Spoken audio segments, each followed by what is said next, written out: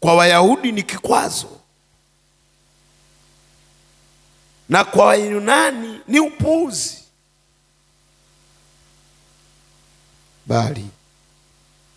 bali kwao waitwao Wayahudi kwa Wayunani ni Kristo nguvu ya Mungu na hekima ya Mungu. Bwana asifiwe. Bwana Yesu asifiwe. Niliwaambia kuna nguvu ya ukombozi iliyofunuliwa kwa njia ya msalaba. Ukisoma maandiko haya yanaonyesha umuhimu wa madai haya ya ufunuo wa nguvu ya Mungu iliyoleta ukombozi kwangu na kwako, ambayo hiyo nguvu ya ufunuo haikuambatanishwa, haikupitishwa mahali pengine isipokuwa katika msalaba wa Kristo. Wakati naanza kukusemesha juu ya somo hili, ukirudi kule utaona nilikwambia kidogo juu ya mtazamo wa Kiyahudi juu ya msalaba. Lakini kwa sijaenda kwenye mistari hii, nilisoma mstari mmoja tu na nilijenga katika maandiko mengine, nikawa na kuonyesha hakika ya tulionayo ya kukombolewa na Yesu. Nikakusomea udhihirisho wa ukombozi wenyewe kwa njia ya msalaba. Lakini hapa nataka uone kwa nini Mungu anasema maneno haya yote. Inaonekana Wayahudi na Wayunani wote walikuwa wanasubiri nguvu ya ukombozi, lakini walikuwa hawajui kifunua nguvu hiyo. Walikuwa hawajui kibebea nguvu hiyo. Walikuwa hawajui mlango utakaofunguliwa kuruhusu nguvu hiyo ipite.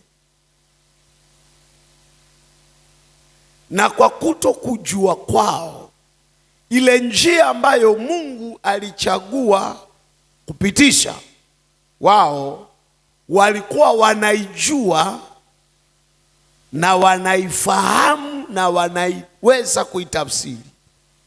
Na moja ya tafsiri waliokuwa nayo, yeyote anayeangikwa msalabani amelaaniwa. Ndio maana Wayahudi ukiwaambia kuna baraka katika msalaba, kwao ni kikwazo. Kwa nini? Kwa sababu wanafahamu, kila mtu anafahamu, imeandikwa katika Torati, amelaaniwa kila mtu anayeangikwa katika msalaba.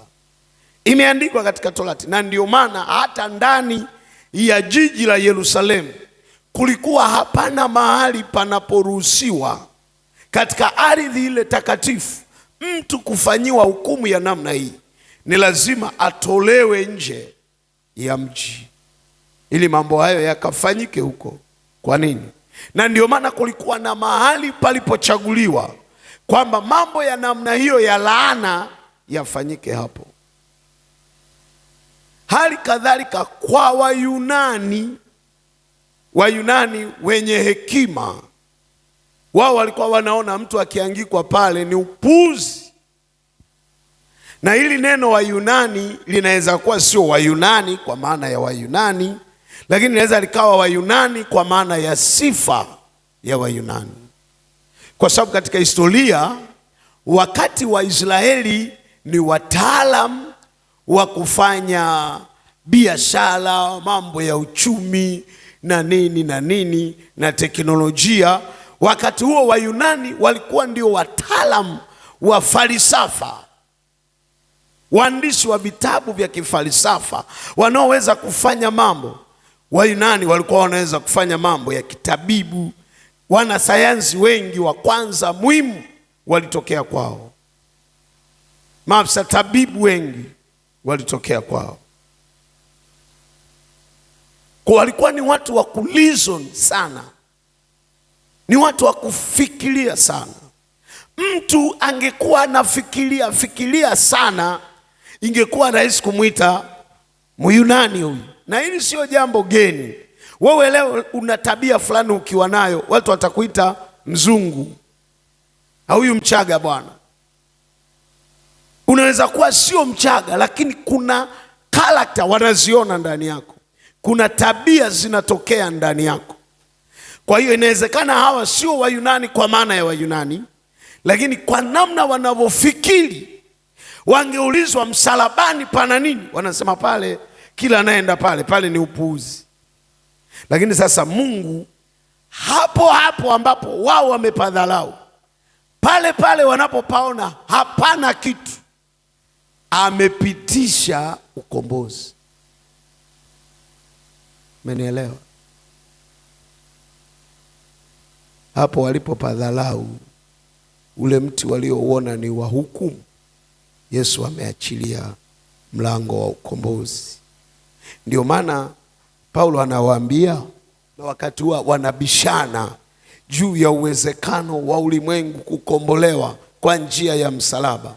Wanasema haiwezekani Bwana, haiwezekani Bwana, haiwezekani. Unajua kwa nini walikuwa wanasema haiwezekani? Kama hawaamini ukombozi uliopatikana kwa njia ya msalaba, na ndio njia ya Mungu ya kukomboa, na wao wamegoma kuiamini, fikiri pamoja na mimi, ni nini wanapata?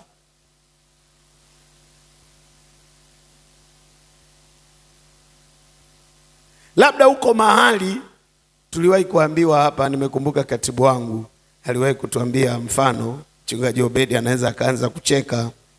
Aliwahi kutuambia mtu mmoja alikuwa anasaidiwa kwenye shimo, hana mikono, hana mikono hana na miguu pia.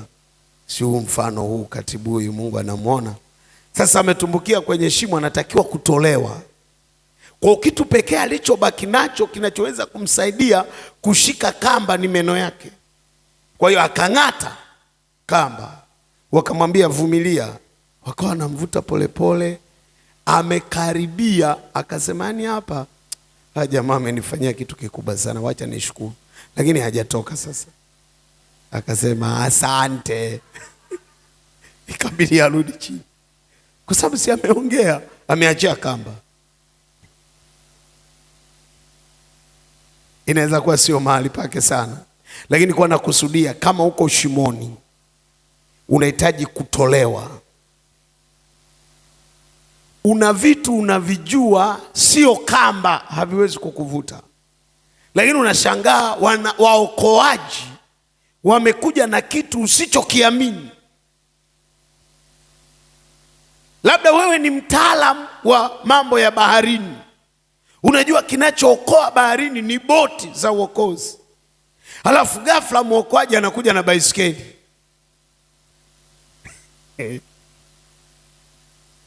Ila cha kushangaza, baisikeli haizami, anakuambia kaa hapo juu ni kuendeshe. Ni sawasawa na kumkuta. Unajua mipango ya Mungu ya kumuokoa mtu sio lazima iendane na plani za mtu. Ikiendana na plani za mtu, huyu mtu anaweza kujiokoa mwenyewe, hahitaji Mungu. Ni kama vile ambavyo Petro anazama, halafu Yesu amwambie nimetokea na boti nyingine, ingia kwenye boti. Huo sio wokovu, ni jambo la kawaida. Hata wakitoka baharini wanasema tulifaulishwa kwenye chombo cha Masia Jesus. Lakini kinyume na alivyozoea kwenye mawimbi yanayowatesa, Yesu anatembea kwa miguu, hana mtumbwi. Wao wana mtumbwi, vimeshindikana. Lakini kuna mtu anatembea kwenye mawimbi, hana mtumbwi. Wakirudi kwenye historia yake, hawajawahi kumwona akiwa mwanabahari, hawajawahi kumwona akiwa baharia. Lakini ghafla anafanya kitendo ambacho hata chuoni hakuna syllabus katika vile walivyosoma inayoonyesha mambo yakichanganyikana, wana maji watembee na miguu baharini. Hicho kitu hakiwezekani. Usingefikiri kwamba kwenye mti ule Yesu Mungu angeficha wokovu. Kwa hiyo unaokolewa na kitu ambacho usingeamini kama ndani yake mna wokovu, usingeamini kama ndani yake mna nguvu, usingeamini kama ndani yake mna uwezo wa kukukomboa. Ni lazima uchanganyikiwe ni lazima usielewe. Mungu hawezi kutumia unavyofahamu anapotaka kukuokoa. Sasa fikiria, kama wao waligoma njia ya Mungu iliyofunua ukombozi, walitaka nini? Kwa mfano leo kama Mungu anakwambia ukiniamini nitakufanyia hivi, alafu unasema hiyo njia mbona ni nyepesi sana, nimegoma, Mungu akufanyeje?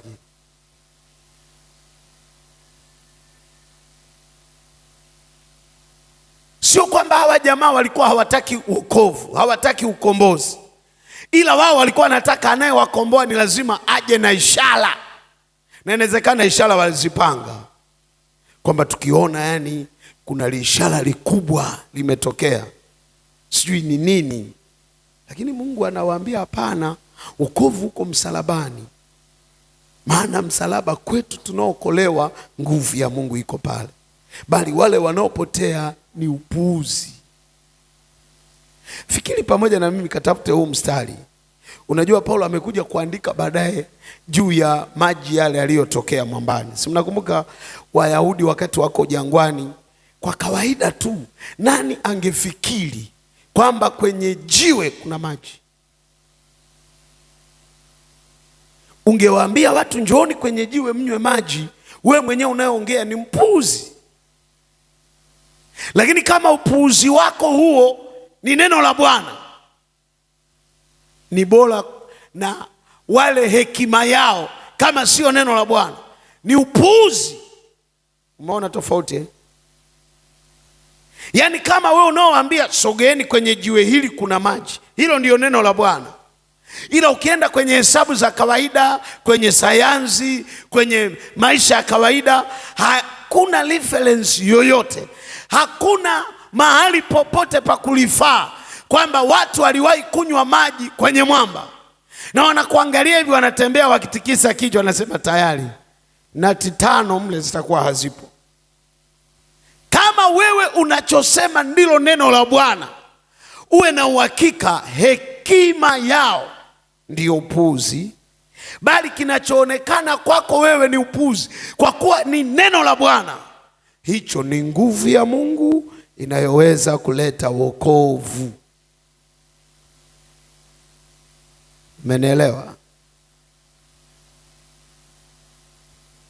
Paulo anaandika, anasema hivi kwamba wakati wako jangwani hawa jamaa, anasema ule mwamba ulikuwa unawafuata.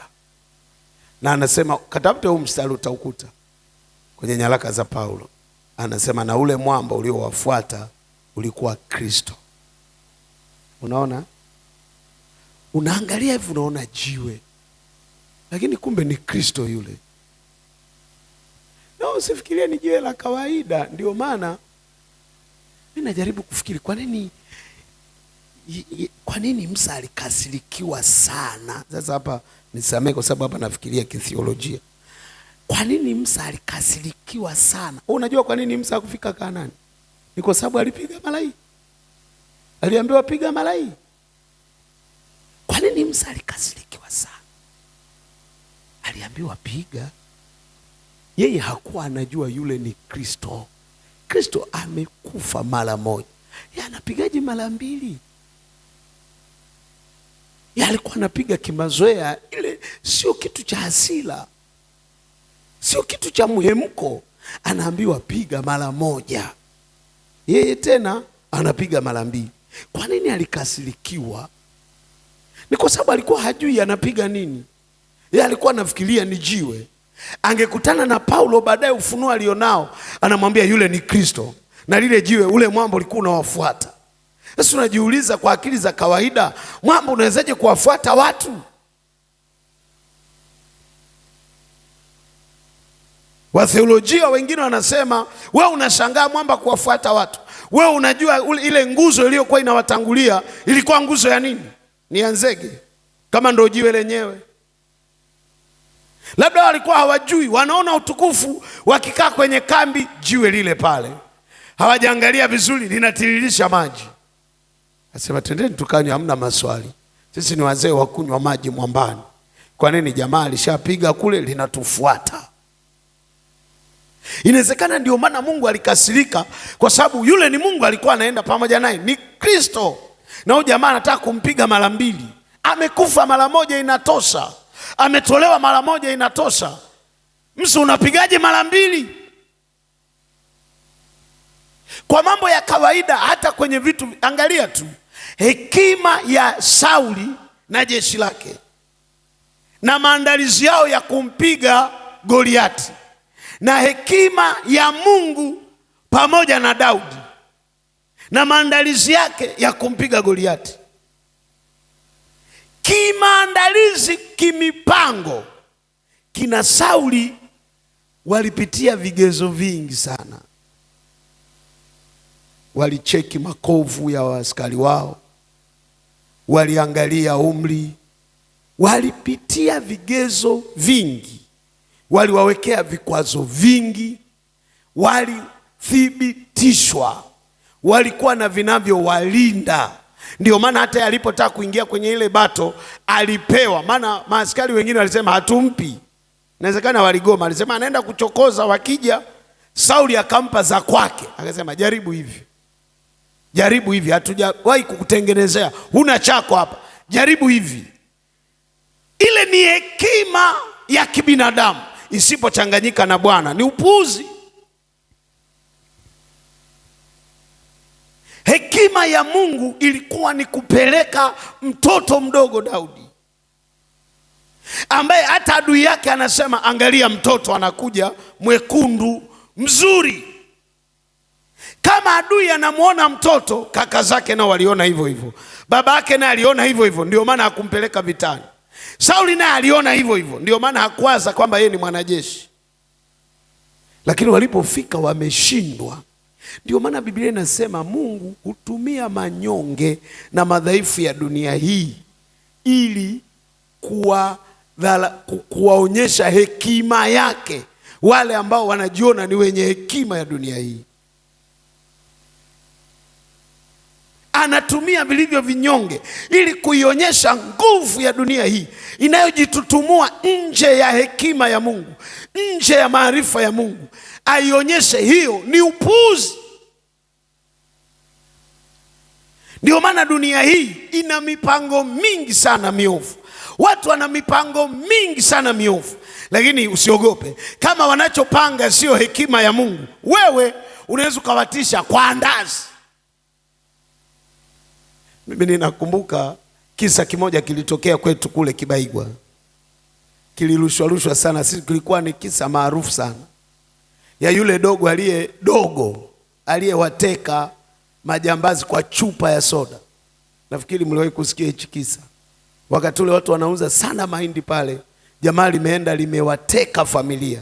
Lakini wakati linawateka familia wanatafuta hela, mtoto ametuma soda, akalete soda. Mtoto yule ana umri ambao unajua kuna umri yule ambao hajui kinachoendelea, na anaangaliaga movie watu wanapigana. Amerudi akakuta baba yake na mama yake wamewekwa chuma chini ya ulinzi. Yule jamaa wale wenzake wameenda kusearch kule, yeye kawaweka target hapa na wengine wanawaonyesha huko wapi. Mtoto alipokuja akajua ni mchezo anaoangaliaga mle, na yeye akaenda. Yule si amemgusa huku wamewawekea, kitoto nacho kimeenda kimemgusa mgongoni nte, alafu akiongei kimenyamaza. Na unajua Pepsi ilivyo ya baridi, kamanda anajua mabomba yale ni baridi, kwa bomba limekamata hapa nta kitoto kile kimenyamaza. Kikaona yule jamaa ameachia silaha, imedondoka, kaiachia, kaweka mikono juu. Wale aliokuwa wameweka chini ya ulinzi wamechukua. Kitoto huku kinacheka, wale walio watu wazima wamemweka chini ya ulinzi. Hekima ya Mungu. Mungu anaweza akatumia manyonge, madhaifu. Bwana Yesu asifiwe. Haleluya. Usingefikiria kama wewe ungekuwa unashauriana na Mungu, Mungu akuonyeshe mpango wake wa kumpiga Goliati, halafu uingie mjini umtafutie kamanda, ungemletea Daudi? Yaani uingie kwenye mpango wa Mungu. Mungu anataka mtu wa kumsaidia. Anakuambia nenda mjini nitafutie majiant, nataka mtu wa vita hapa. Ungemtafutia Daudi? Au ungeondoka mbinguni useme ngoja nikakutafutie, halafu akuone unafika mjini, badala uende kambi lile la wapi si wewe unapita kwenye mavichaka unatafuta wachunga ng'ombe, unasema hili kundi la nani hili, wachunga ng'ombe wako wapi? Lakini hekima ya Mungu, mpiganaji kamanda wa kumuua Goliati hayuko ikulu, hayuko jeshini, yuko kuchunga. Umeona?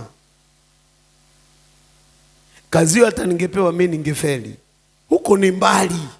Leo tu wewe utumwe kwamba tutafutie mtu awe pastor. Mchungaji Obedi anajua tulivyohenya. Mnatafuta, unaangalia watu kwa title unasema huyu, naona huyu kama uwezi unahitaji Mungu akuonyeshe kwamba kumbe ukombozi unaweza ukakaa mahali ambapo. Na ndio maana watu wengi ni ngumu sana kukombolewa, kwa sababu mara nyingi vinavyobeba majibu yetu, mara nyingi vinavyobeba kesho yetu, mara nyingi vinavyobeba hatima yetu haviji kwenye sura tunayoitarajia. Mara nyingi anavyotumia Mungu kukuvusha mahali haviji katika sura unayotaka wewe, haviji katika muonekano unaofikiria wewe, haviji katika sura unayoelewa wewe. Vinaweza vikaja katika sura tofauti na ulivyoandaliwa, na ulivyosomeshwa, na ulivyojua, lakini Mungu amekuwekea msaada kwenye kitu ambacho ukikiangalia namna hii ni kama upuuzi.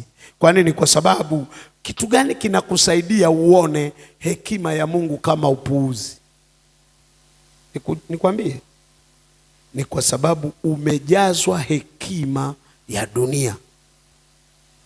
Ukiangalia hekima ya Mungu kwa kutokea kwenye hekima ya dunia hii, utaona hekima ya Mungu ni upuuzi.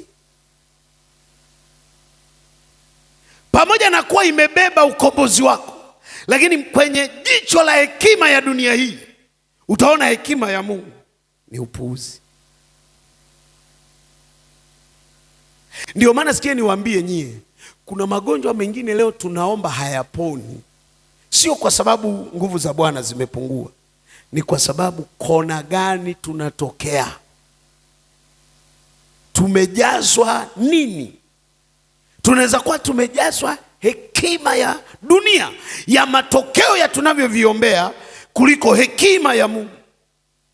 Hekima ya dunia ikikubeba 100%, shida ya hekima ya dunia hii inaharibu, inavuruga, inaondoa uhalali wa utendaji kazi wa hekima ya Mungu, ambayo kimsingi hekima ya Mungu ndio iliyokubebea ukombozi wako.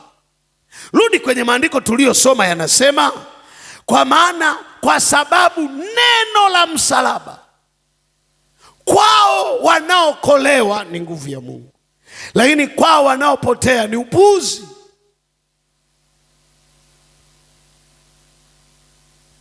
Neno la msalaba upande huu ni upuuzi kwa kundi fulani, na upande huu ni nguvu ya Mungu, kwa sababu neno la msalaba kwa wanaopotea ni upuuzi, bali kwetu sisi tunaokolewa, sio tunaokolewa kila siku. Maana yake ni nini? Maana yake hata leo ukikutana na jambo linakwambia utoki hapa, unaliambia wewe mwongo, nina neno la msalaba. Lakini kuna watu leo wako hapa, kuna mahali umeshindwa kutoka, sio kwa sababu msalaba hauna neno la msalaba. Kwa nini unashindwa kutoka?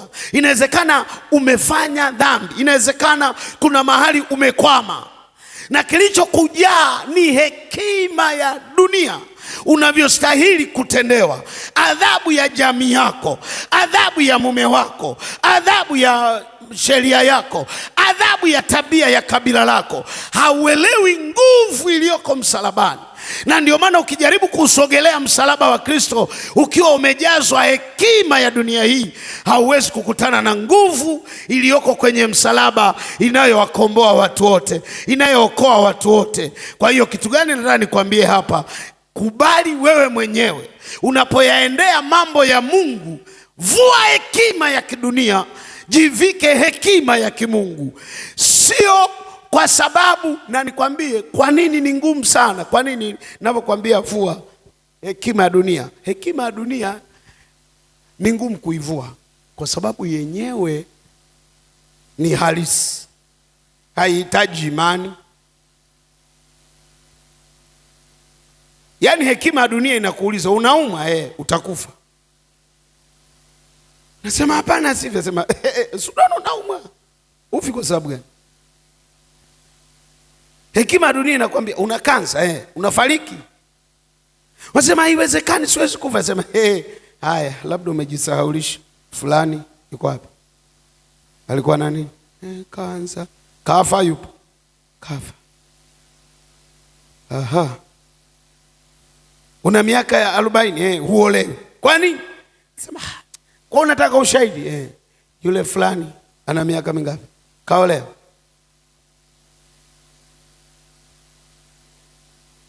Ikikubeba hiyo hekima ya dunia hii, unapoenda msalabani, kwa sababu una macho, una koti, una vazi, una mtembeo, una tabia ya hekima ya dunia hii, hauwezi kuwa mnufaika wa yaliyofunuliwa msalabani.